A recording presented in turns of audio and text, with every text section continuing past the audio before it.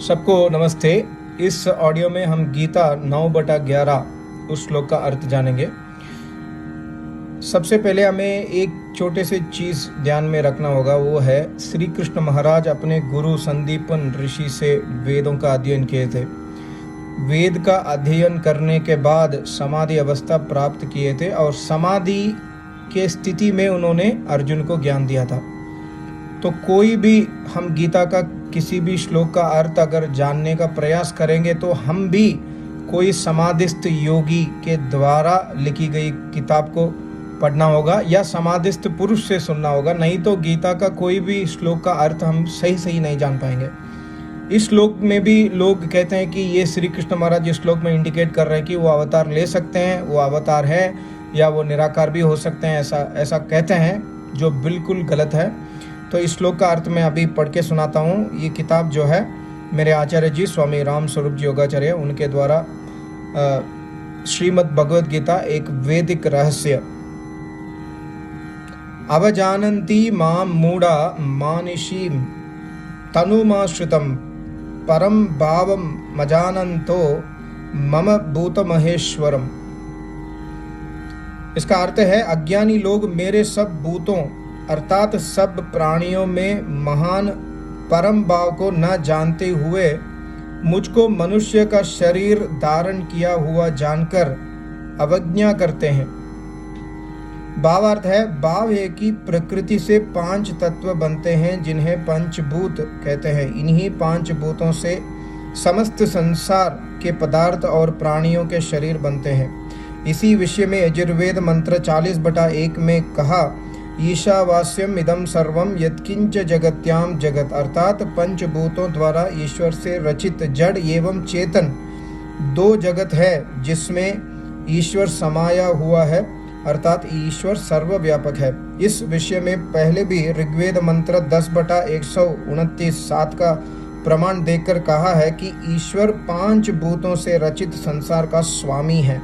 अतः पंचभूतों से रचित चेतन दोनों जगत से महान है ईश्वर।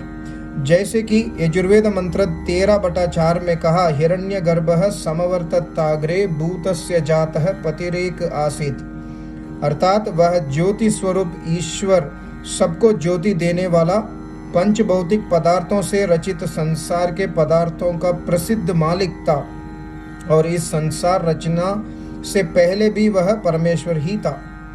इसी वैदिक भाव को इस श्लोक में श्री कृष्ण महाराज ने भूत महेश्वरम, संपूर्ण भूतों से रचित संसार का एक ही परमेश्वर कहा है। और जैसे यजुर्वेद मंत्र 27-36 में कहा, न जातः न जनिष्यते, उस ईश्वर के समान न कोई उत्पन्न हुआ है और न होगा। अतः श्री कृष्ण महाराज भी ईश्वर नहीं हैं और स्पष्टतः श्री कृष्ण महाराज स्वयं भी ईश्वर का अवतार नहीं है।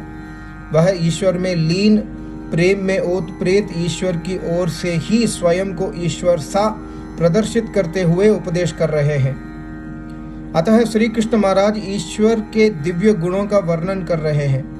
वस्तुतः सृष्टि रचयिता निराकार ईश्वर के अनंत दिव्य गुण हैं, परंतु यहाँ श्री कृष्ण महाराज एक गुण भूत महेश्वर का ही वर्णन करते हुए कह रहे हैं कि ईश्वर प्रकृति द्वारा रचित अग्नि, वायु, जल, आकाश, पृथ्वी, यह 5 भूत और इन 5 भूतों से रचित संसार जिसमें जड़ और चेतन दोनों जगत आ जाते हैं, उन सबका स्वामी एक ही ईश्वर है और वह ईश्वर संसार के प्रत्येक पदार्थ में निवास करता है, अर्थात ईश्वर सर्वव्यापक है।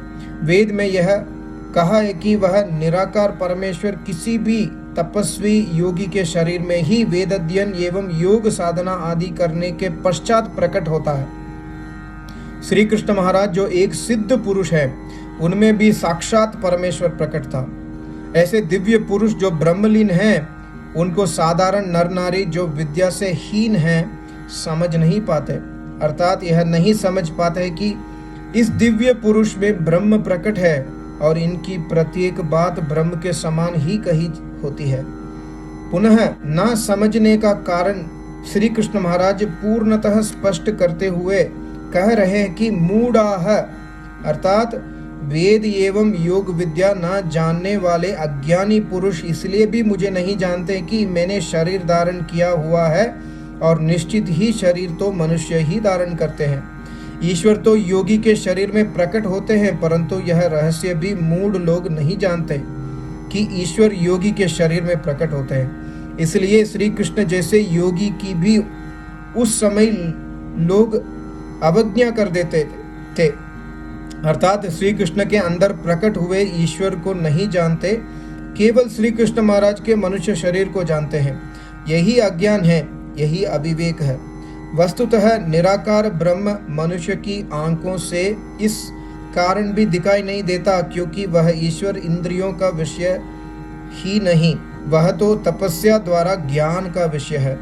इस विषय में यजुर्वेद मंत्र 40/4 ने स्पष्ट कहा, अनेजदेकम पूर्वम अर्षत, अर्थात वह ब्रह्म अद्वितीय है, अर्थात उसके समान दूसरा ब्रह्म ना था, न है, न होगा। वह कंपन रहित अर्थात सदा एक रस रहने वाला, मन के वेग से भी अधिक वेगवान है। जहाँ जहाँ मनुष्य का मन वेग से पहुँचता है, वह ब्रह्म उससे पहले ही वहाँ विराजमान है। इस परमेश्वर को चक्षु आदि इंद्रियों से प्राप्त नहीं किया जा सकता। केवल वेद अध्ययन से वेदों का ज्ञान प्राप्त करके यज्ञ और कठोर योग अभ्यास के बाद किसी योगी के हृदय में यह ब्रह्म प्रकट होता है। वह ब्रह्म द्वापर में श्री कृष्ण महाराज के अंदर प्रकट था, जिसे मूढ़ जन नहीं देख सकते थे। कितना सुंदर व्याख्या लिखे मेरे आचार्य जी ने, आपको समझ आया होगा शायद। आप ये किताब खरीद सकते हैं वेदमंदिर.com वेबसाइट से भी। बहुत ही सुंदर, मेरे हिसाब से इस संसार में एक ही ऐसा किताब है जो आपको 100% वैदिक व्याख्या देगा। सबको नमस्ते, ओम।